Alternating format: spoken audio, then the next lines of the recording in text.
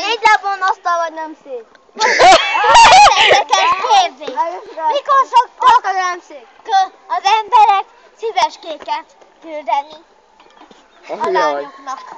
Akkor, amikor hülye vagy, ugye? Nem. Akkor, amikor finganak? Nem. Akkor mikor? Mondjad, akkor mondtál. Valentin nap. Nem gondoltam volna. Ó. Ki gondolta volna? És mit ügyeskedel? Nem tudom, adjál el, de engem videózál, az okos fiú. Engem már láttatok? Igen, Kit na, nem Pózolj láttunk egyet. téged. Engem már egyszer láttatok? Az az én Na, kétszer is. pózolj egyet. Pózol, azt sem Az tudja mi mit az. jelent? Persze, olyan szexi. Hát az osztálytársam már csak tudja. Laci kurva vagy? Tudsz matekozni? Tudok. Mennyi? Laci Egyszer egy az egy. Laci tudsz kurva, Laci kurva vagy? Nem. Ez aztán meglepő. Hetero vagy? De miért?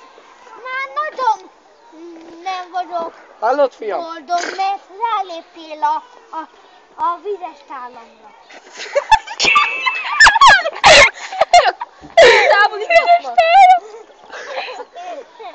Rálépett a vizes tájára. Na. És hetero vagy? És mit történt a vizes táladdal? Ráléptél és összetört, én meg dobhattam ki.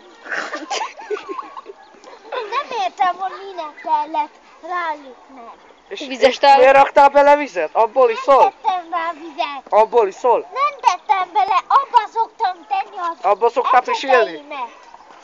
A videt? Akkor az ecsettál. Ja! Ja, azt hittem, Ja. hogy hibóstál. Ja, én is azt hittem.